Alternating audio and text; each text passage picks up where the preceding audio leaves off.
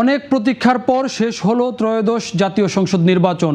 সংসদের 299টি আসনে কারা বসবেন তা নির্ধারণ করেছে দেশের জনগণ।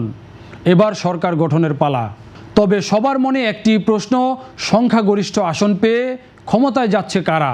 বাংলাদেশের সংসদ নির্বাচনে ম্যাজিক ফিগার 151, অর্থাৎ সরকার গঠন করতে হলে দরকার হবে 151টি আসনে জেতা।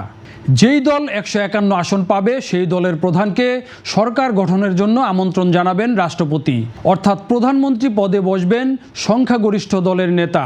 তিনি যেমনটি মনে করবেন সেই সংখ্যক সংসদ সদস্য নিয়ে গঠিত হবে সরকার।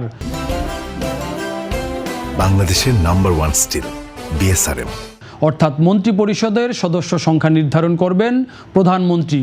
এমপিদের বাইরে থেকে নেওয়া যাবে মন্ত্রিসভার 10% সদস্য।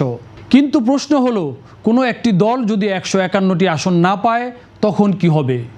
একক কোনো দল 151 আসন না পেলে সেটিকে বলা হবে ঝুলন্ত পার্লামেন্ট। এমন পরিস্থিতি সৃষ্টি হলে যেই দলটি বেশি আসন পাবে রাষ্ট্রপতি সেই দলের প্রধানকেই সরকার গঠনের জন্য আমন্ত্রণ জানাবেন। তবে সরকার গঠনের পর তাকে অবশ্যই সংসদে সংখ্যাগরিষ্ঠতা প্রমাণ করতে হবে। এই জন্য নিতে হবে অন্য কোনো দলের সহায়তা। অর্থাৎ কোনো একটি দল যদি একক সংখ্যাগরিষ্ঠতা না পায় তাহলে অন্য দলের সহায়তায় সরকার গঠন করবে তারা।